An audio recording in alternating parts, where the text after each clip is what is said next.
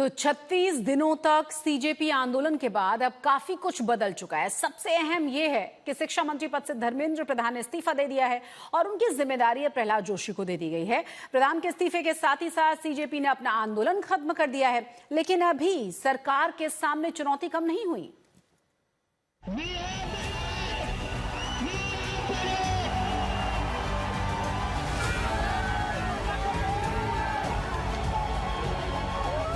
छुट्टी है दुनिया, छुटाने वाला चाहिए।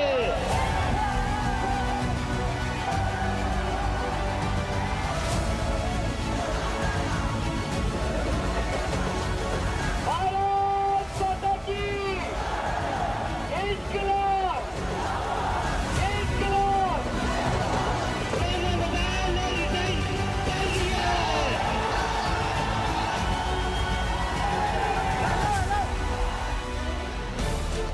धर्मेंद्र प्रधान का इस्तीफा हुआ तो जंतर मंतर से इनकलाब जिंदाबाद का नारा गूंजा।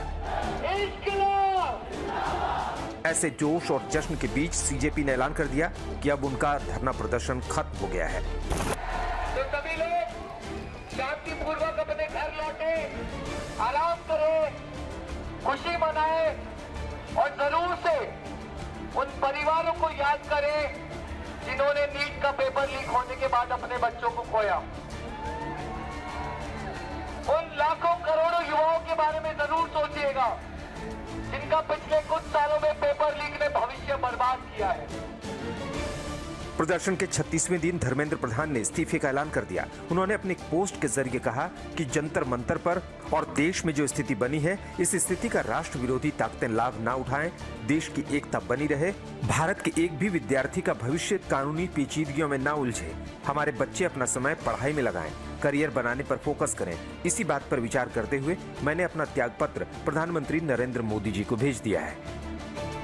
Never underestimate the power of a common man.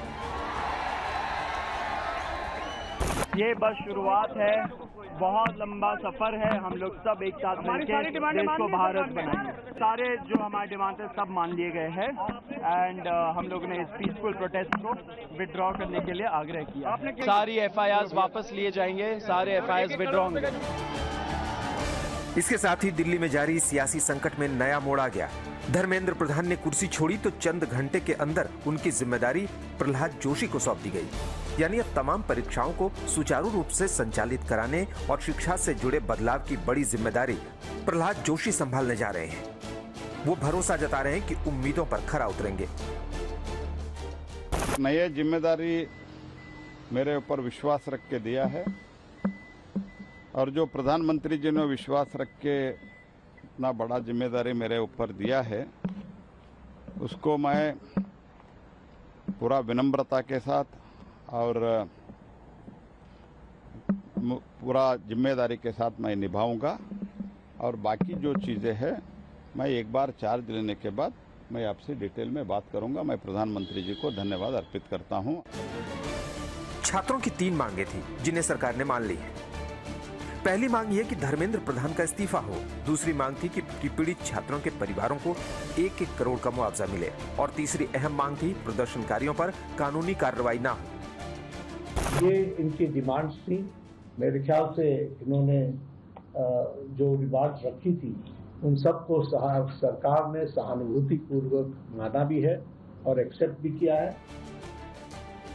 सरकार की जिम्मेदारी बड़ी है तो देश की अपेक्षाएं भी बढ़ी हैं। सुधार पर काम करने की जरूरत है। केवल एक इस्तीफा से, रेजिग्नेशन से राष्ट्र नहीं बनता है। तो शिक्षा में सुधार हो, इस पर भी आगे काम हो। मुझे पूरी उम्मीद है जिस उदारता से सरकार ने ये कदम ली है वो इसमें अब सुधार के कार्यों में भी जुड़ेगी। सुधार सिर्फ शिक्षा में नहीं बल्कि शासन में भी मेरी उम्मीद है कि अब से देश चलाने का तरीका जरा बदलेगा। सोनम वांगचुक ने 24 जुलाई को अपना अनशन तोड़ा था, लेकिन सीजेपी ने सरकार को बता दिया कि जब तक उनकी 3 मांगे नहीं मानी जाती तब तक आंदोलन जारी रहेगा। ये सरकार के लिए बड़ी चुनौती थी। लगातार बैठकों का दौर चल रहा था।